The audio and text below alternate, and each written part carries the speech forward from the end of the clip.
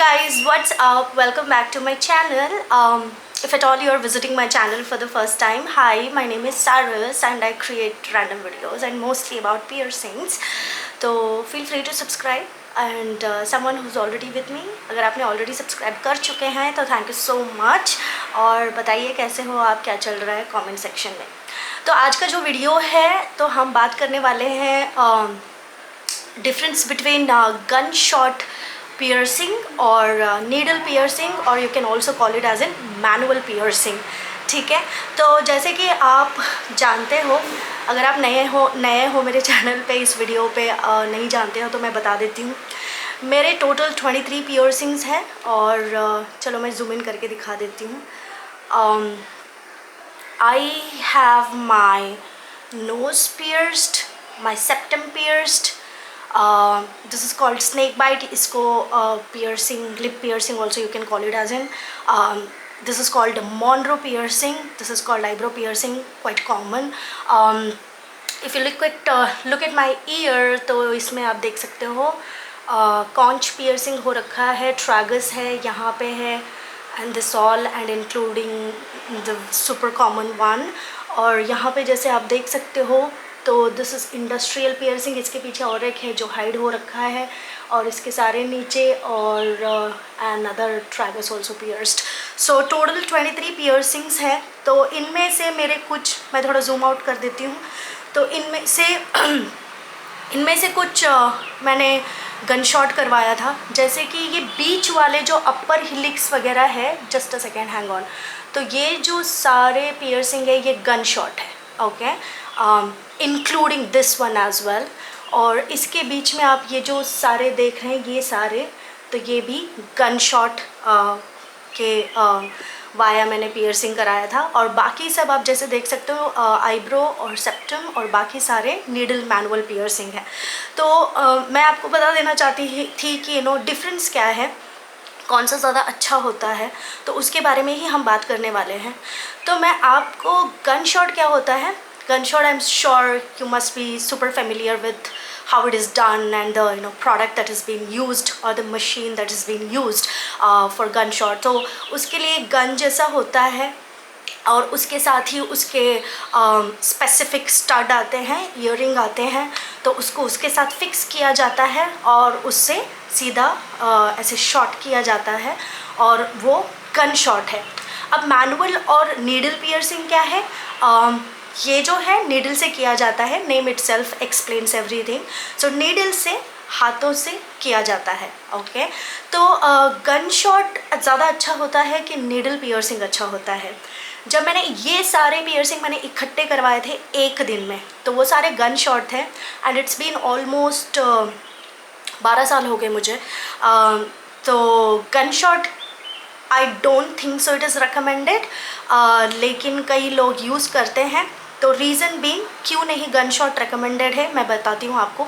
तो वो जो गन होता है, जो स्टड होता है, वो बहुत टाइट होता है और फिर जब आपको वो गन शॉट किया जाता है, इट्स गोना गेट स्टक. वो इतना ज़्यादा ऐसे चिपक के टाइट बैठ जाता है, तो आपको कराते टाइम पे तो कुछ ही सेकंड का पेन लगेगा, but later par it's gonna be horrible. जो नेक्स्ट डे है या कुछ घंटों के बाद उसका जो असर होता है वो बहुत ही भयंकर होता है. उसको हील होने में बहुत टाइम लग जाता है. क्यों हील होने में टाइम लगता है गन शॉट में, क्योंकि इतना फिट बैठ चुका होता है कि आप अपने स्टड को मूव नहीं कर पाओगे और फिर वो एकदम ही, उसको थोड़ा सा तो जगह चाहिए हील होने के लिए. आप जब मूव करते रहोगे आपको क्लीन करने के लिए भी जगह नहीं बचेगी, तो उसको मूव करने में बहुत तकलीफ़ होती है. In fact I don't think so you can even move. तो I ended up taking tablets, pain killers and all of that. 12 साल पहले की बात कर रही हूँ. पूरा पस फॉर्म हो गया था क्योंकि उसको जगह नहीं मिल रही थी, हवा नहीं लग रही थी, क्लीन नहीं कर पा रही थी, वगैरह वगैरह वगैरह. तो गन शॉट बिल्कुल भी रेकमेंड नहीं किया जाता है. आजकल लोगों को लगता है कि पियर्सिंग बहुत ही कुछ ही मिनटों का काम है, तो कोई भी ज्वेलरी शॉप वाले रख लेते हैं या फिर टैटू वाले रख लेते हैं और वो बोलते हैं कि हाँ कर देंगे वगैरह वगैरह.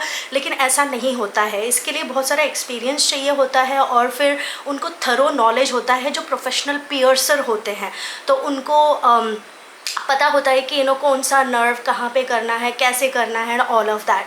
जो आजकल आप ज्वेलरी शॉप में अगर कहीं से भी करवा लेते हो, do not ever try to do that, because बहुत गंदा होता है गन शॉट से। अब मैं आपको बताती हूँ। और कौन सा पियर्सिंग गन शॉट से, वैसे गन शॉट से कोई भी पियर्सिंग नहीं करवाना चाहिए, चाहे आपका नाक का हो या फिर कॉन्च हो या फिर आपका अपर हिलिक्स हो, कोई भी पियर्सिंग गन शॉट से बिल्कुल मत कराइए। अगर आपको पियर्सिंग कराना है तो आप जिस किसी से भी कांटेक्ट करेंगे, अगर वो बोलते हैं कि मैं गन शॉट करने वाला हूँ, तो आप समझ जाइएगा कि उनको कोई एक्सपीरियंस नहीं है। क्योंकि वो ऐसे ही सबको लगता है कि सबको ऑब्वियसली लगेगा कि कुछ ही मिनटों का काम है, कोई भी कर लेगा, उसमें क्या है, स्टड फिक्स कर दो और फिर गन शॉट कर लो। तो ऐसे काम नहीं होता है, और आप थोड़ा सा इस पर ध्यान ज़रूर दे दीजिएगा। तो मैं अब आपको बताती हूँ डिफरेंस कैसे क्या होता है मैनुअल और गन शॉट में बाद में।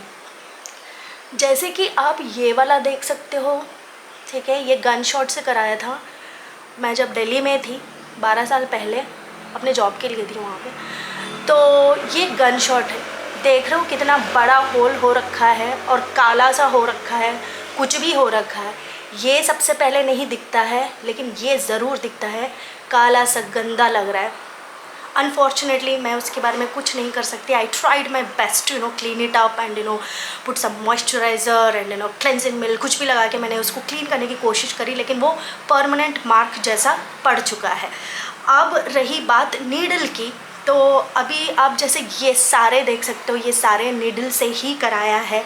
जैसे आप ट्रैगस भी देख सकते हो, मैं आपको दिखा देती हूँ, यहाँ पे कोई मार्क नहीं है, बहुत ही क्लीन नीट है। ये देखिए, ये तो मैंने खुद से किया था घर पे, तो इसमें कोई ऐसे गंद घटिया ऐसा मार्क और बड़ा सा नहीं हुआ है। तो गन शॉट अभी नाक पे भी करते हैं लोग, करवाते भी हैं लोग, क्योंकि लैक ऑफ नॉलेज, उनको पता नहीं होता है, तो कराना है तो चलो कर लेते हैं। और लेकिन कस्टमर्स तो वैसे ही आएंगे, लेकिन कोई प्रोफेशनल पियर्सर है तो वो आपको समझाएगा कुछ भी, कोई भी एक्सक्यूज़ मी पियर्सिंग करने से पहले। तो आप बिल्कुल भी गन शॉट मत कराइए, नाक का तो कतई मत कराइए, क्योंकि नाक का यहाँ बहुत, ये सबसे हॉरिबल पियर्सिंग होता है। मेरे सारे टंग का भी मिले कि सबसे ज़्यादा यही हॉरिबल था। हालांकि मैंने इसको 8 बार करवाया है, तो सबसे पहली बार नीडल से ही किया था, लेकिन नीडल से भी काफ़ी वो हुआ था, मतलब like it does pain and it has its own time to heal and everything. तो गन शॉट यहाँ पे बहुत सारे नर्व होते हैं, इतना बड़ा। आपको पता है गन शॉट में जो ईयरिंग यूज़ किया जाता है, उसका जो थिकनेस होता है, it's super wide and big, ठीक है। तो आप गन शॉट जब कराएंगे तो बहुत बड़ा सा होल बन जाएगा और मार्क पड़ जाएगा, बहुत गंदा लगेगा, तो आप बिल्कुल मत कीजिए। और नीडल वैरायटीज़ ऑफ नीडल आते हैं, उसका विड्थ, उसका लेंथ और सारा सब कुछ।